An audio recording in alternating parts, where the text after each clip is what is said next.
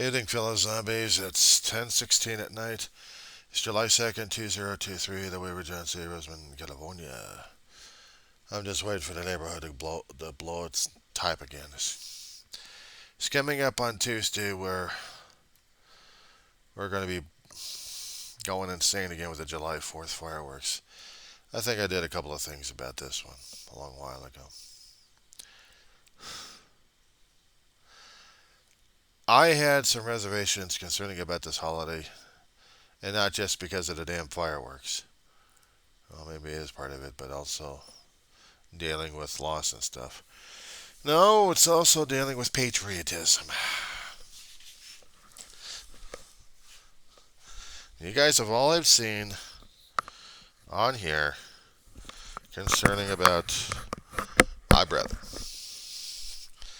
and what patriotism is supposed to say and mean these days. There are certain things that I have not talked about as much because usually I would be afraid of somebody else coming over here and giving me a real ration act. Well, if you notice, I got a lot of stuff and a lot of dust. Some things are actually worth it. But I'm trying to find that's, well, I guess that's the rest of the stuff I'm not looking for. Okay, that's the other one. Okay, I gotta put that one back in the morning. No, hold on. Don't mind me, I'm just losing my mind. Everybody's supposed to be on their game when they do these kind of situations. Me, unfortunately, I am well beyond that. Some people might consider me quite hopeless, only because of things I have to keep doing for myself and not do for myself that, well, temporarily. I won't have a place to sit down for limited time at this point. However, thanks.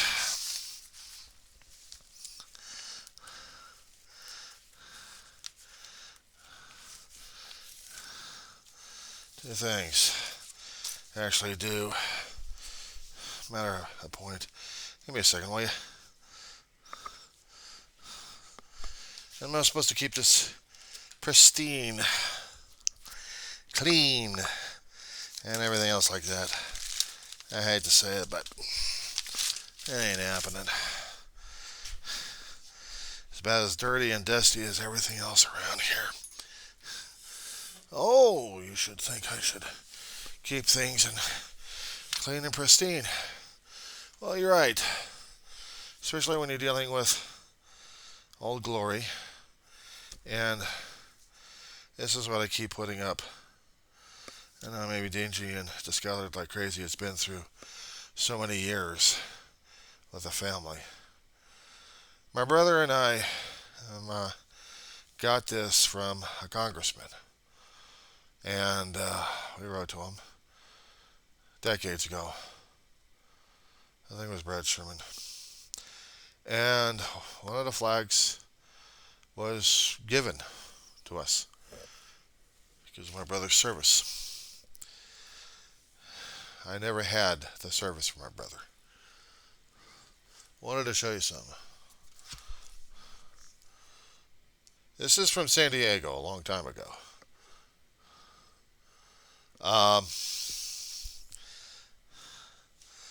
Wanted to show you what company number he was from.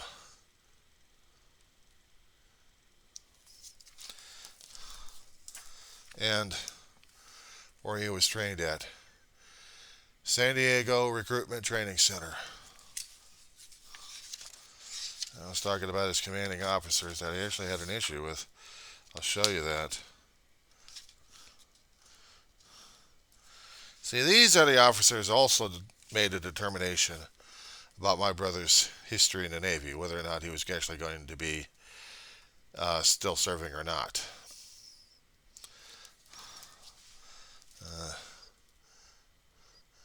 At the time, it was Captain T.J. Porcari, commanding officer of the training center. This guy here. I don't know if you can read that or not. And you can read the other names if you can. But they had a major decision in my brother's future career in the United States Navy during that time. I wanted to show you. They never had my pictures in here, but I wanted to show you the two guys who really had a direct influence on my brother. More than once.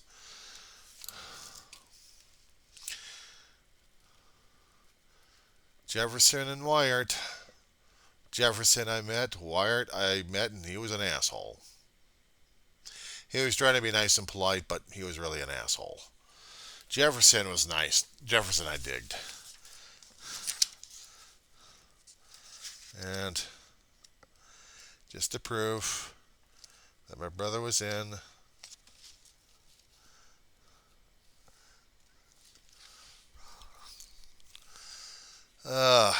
Okay. Right where my forefinger is when he was alive during that time. That was my brother. It's to that dedication that I have to honor at least one particular holiday, or I'm supposed to be honoring a lot more holidays than that. And because of things happening, I get a hard time trying to deal with this. This is important to me. This is greatly important to me, concerning about patriotism and concerning about honoring. Because the way I can honor my brother at this point is by doing the things. Hell, I'll have to get it in the morning. Doing the things I need to take care of. And I will put up the flag the day before and have it hung out there. I just want something that I can hold on to, respect, and remember my big brother. Everything else down there is all garbage. This isn't. I still have the bug war going on, so I'm trying to keep some things away from the damn bugs. But this is important to me. Important to me and my family, including my big brother. He had been there a lot for me. And in any which way, shape, or form that I can actually honor him, his memory and services, I will do that. Granted that anything regarding any specialized emblems are normally frowned upon, because I'll take this off, and I don't know I'm going to be screwing up that damn thing, but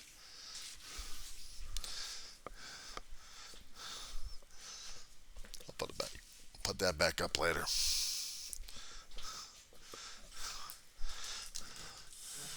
I can't move the camera closer, but I can do a little maneuvering on this lap. If you can see it, that's the Trident. Or, as they would call it, the Budweiser. But a long time ago, he called it a Trident because he called it a Trident and they switched over to the Budweiser. So don't ask me. I'm just only relaying the story.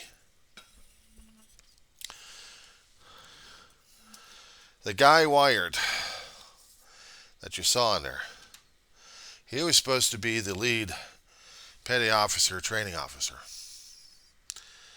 And he's a recruit training petty officer. He was the one that kept going on my brother so many times before my brother actually decided to pop off. It's during those times that you're not supposed to be popping off because you demonstrate that you're not willing enough to play by the rules of any sort, or of anybody else's harassment for that matter. And my brother was a little bit sensitive on that one. You don't go after our mother. You just don't. I've heard some of the guys out here, actually one particular neighbor who just went off about my brother and my mother. And he was expecting and he was egging. And I'm thinking to myself, he is just not worth it. But unfortunately, in boot camp, they're supposed to be breaking you down before building you up, one way or another. They were supposed to be functioning as a team. They got to break out your individuality first before making you into the mold that they want or the mold that they need. You never say anything wrong about Ma. Back then, them no frightened words. So my brother ended up in the break for a couple of days, not to mention in the sick bay because he got stomped on by every drill instructor out there. One hit smashed his jaw, and Wyatt was on medical leave for months in rehab before he went back to Fleet and out of training. Jefferson took over. Jefferson fought like hell to keep my brother in there because he saw the potential in my brother. There was also another naval commander in there that wasn't posted in the book because the book was only telling you about the fleet. They weren't telling you about the SEALs. My brother met a commanding officer of the SEALs. Gave him an option. Trained with him for a boot for at least 3 phases if he doesn't do it, and he's out of the Navy. Probably was dishonorable. But if he completes it and wants to go back into the fleet, he can, or continue with the training with the SEALs during that time. He told me one time who his training buddy was, who his boat leader was, and what the damn log in hell from was called. That one I can tell you, it's Old Misery. And after seeing videotapes of that monster, it's like I'm seeing all the damn poles out here. Yeah, they are miserable. I even tried to lift one of those damn things at one time when I was a lot younger. I'm surprised my back survived. Nah, I was young and stupid during those days, and not in the military. Those damn things are heavier than shit. And my brother had the physical stamina to deal with it, though. When my brother was a lot younger and he went out on summers to Texas, when he was a lot younger and as a young teenager, he was building up his body. Grandparents had a ranch. I think I told about the story a while ago. And in the ranch, you learn to use your muscles like crazy. My brother was stocky. My brother had thick muscles and looked like he was fat. He wasn't fat, he was bulky. And he also learned self-defense mechanisms and techniques. That's how he smashed old Wyatt's jaw. Next thing I know, my brother is graduating from Recruit Training Center. But then again, he was also graduating from the SEALs, and we never did see that one, me and Ma. My uncle, God rest his soul, did. The flag honors more than just my brother. It honored everybody else. It honored everybody else in my family who served or came close to it.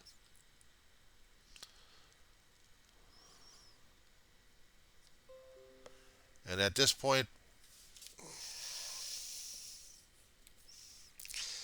you know, I should have been putting the flag out for Flag Day, and I didn't. But July 4th is celebrating our nation's holiday. And I still have an issue concerning about today's politics screwing up things left and right, trying to make us look like we're ultra patriotic when we're actually acting like fools and idiots, screwing up everyone else's rights and civil liberties. Oh, we say no, Because, of course, there's one way, of course, there's another way. Yeah, well, the courts also, a long time ago, okayed discrimination and fought like hell against the ERA, not to mention the women's rights. Screw slavery. I mean, yeah, they all thought it was legal, and they all thought it was, until we thought, decided no, it wasn't. So we had to write the laws and make them into the books. Well, unfortunately, with the decisions we've got made currently with the conservative numbnuts in the Supreme Court, they managed to turn us back another 50 years. We've got governors out there who really want to curtail on civil rights for different people except for themselves. So now we've got a political war going on left and right. For those who want to be ultra patriotic, they'll do things with the flag, wear colored clothes or something of that nature, flag clothing. Something has to have the flag on it because they have to show their patriotism. If you don't do that, you're un-American. Well, I guess I am un-American. Doesn't mean I'm following everyone else out there. Not even the different countries or different ideas or idealisms. See, my brother, a long time ago, fought for the idealisms of America. What the hell we stood for, what the Constitution meant. These days, we're challenging it left and right because we think the damn thing's too much of a nuisance. We got people in power and money and influence screwing around with the other people lower caste members or lower levels of our national hell, shall I call it. These people are so damn ignorant, they don't even bother to understand what the hell's going on with history or even their own damn constitution or anything else for that matter. They vote the schmucks in because they think it sounds so damn good, but they don't do the homework. They don't do the legwork. They don't give a shit to it. They want to have someone else give a shit for them. And then they can bellyache about it. Makes them feel better. That's the problem with our country. We want things to be so damn easy. Problem is, America is not supposed to be easy. It's supposed to be the hardest damn thing to deal with regarding democracy. Unfortunately, we're dumb enough not to believe that damn shit because we don't want to believe this shit. We don't want to even deal with this shit. We want someone else to deal with it and tell me it's all right. And then when it's not all right, you got to make excuses for everything and point the fingers at everybody. That's what they keep thinking America's all about these days. And that's the perception we've got going on right now. We have other Democrats out there trying to repair the damage as much as they can, while the Republicans are still pointing the fingers left and right. If I can call them Republicans, I call them Trumplicans. The GOP lost their title a long time ago. It became the party of the Trump. It got hijacked.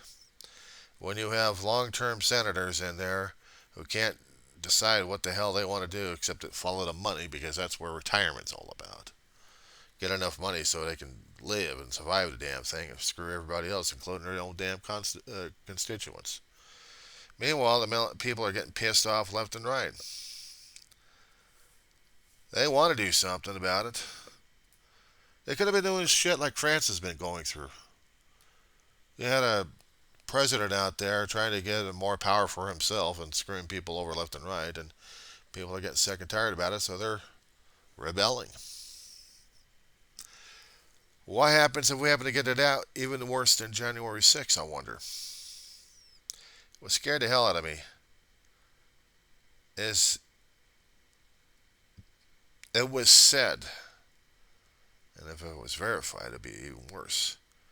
Yeah, we had a group of nut jobs out there actually had weapons ready to be brought into the Capitol, but they didn't do it. If they did, there would have been a massacre right there. Oh, but they decided to be terrorists anyway and just start destroying things left and right. Try to see if they can get their one-ups on social media. Dumb fucks. All of them. Protesting is one thing against the government, but when you're going to be storming the Capitol left and right and doing some damage and damn near and you're causing death in there, one way or another, And the people keep thinking, no, it's just a picnic. But we got to be ultra. We got to be ultra strong. We got to be ultra patriotic. We got what we got to. That's the thing I keep hearing on social media these days. Is that? I'm hearing that. It's supposed to be English coming out of their mouth. It's supposed to be words. It's supposed to be something. What I'm hearing is their brains are going. I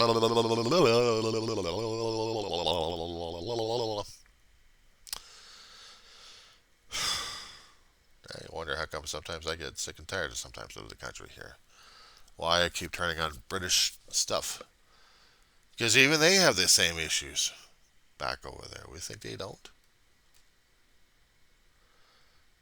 We are the only country out there, one of the rare countries out there, can actually have a major dispute against how our government's made, how it's run, and if we want to bellyache to our elected officials that we are stupid enough to elect in there, we have the right to do so, to disagree with them, one way or another.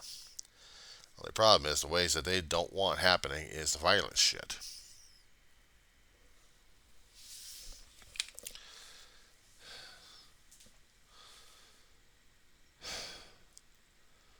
I really wasn't all that politically activated, but I was trying to get knowledgeable about what the hell was going on when I was a teenager. I didn't get into any political groups out there.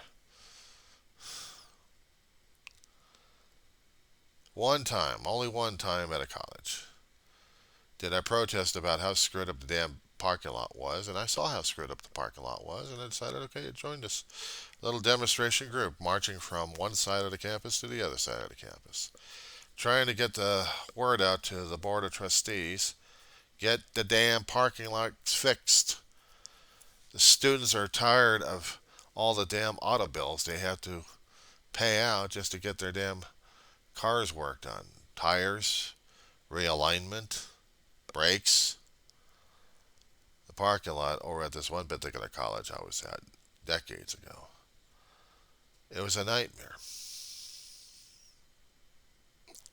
Potholes because you had water seeping into the cement and making craters out of everything. Students had a hard time trying to find a decent parking spot. And the students protested. And I joined them. That was crazy. But now,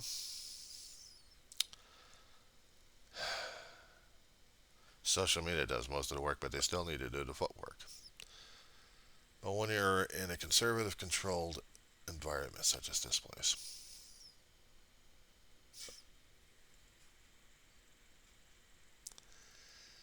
you don't have that much to complain about, but they do. But they complain about on social media, they just don't get out there and do what's necessary, which is hammer away at their elected officials because they just don't give a shit enough. They're not angry enough. They're not pissed off enough. So, we got a community council that tries to soothe, but doesn't do very much. Only because they don't get that much cooperation sometimes from the supervisors. It takes them a long while to gather the funds, probably, or the bureaucracy in order to get the damn thing going. We finally, and I don't know what the hell we got them for in the first place, we got these yellow barriers being put up on all of our streetlights. Signal lights, actually. So it helps you to pay attention to the signal lights during the daytime and night. We've had too many people screaming and going up and down these damn streets as if this is a raceway. If you bother to look at Google Maps or even Google Earth, may I suggest you locate the town of Rosamond, California, right next to Edwards Air Force Base. And look how big the damn town's at. No, look at it. Take a look and see how big this damn town is. Imagine you got about 20 to 30K living in this place. It's a lot. We have apartments, but the apartments are not on the west side of the freeway. They're on the east side. Low income. We also have housing and trailer homes. Yeah. The derogatory term for people living in trailer homes was called trailer trash. I did my trailer home. Still a roof over the head. Still a place to put a bed in and cook your food. Little yard to walk your dog in. Still have to clean up the place. But it was ours. We had to keep it neat on the outside. Inside, different story altogether. However, you have to play by the politics over there, or else you get your ass kicked out of there, which we did. Sucked.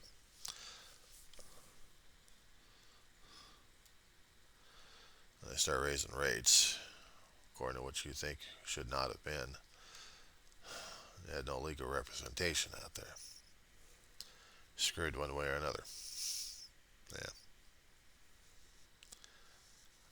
Another story for another time. I'm getting tired. I'm going to have to close it off right now.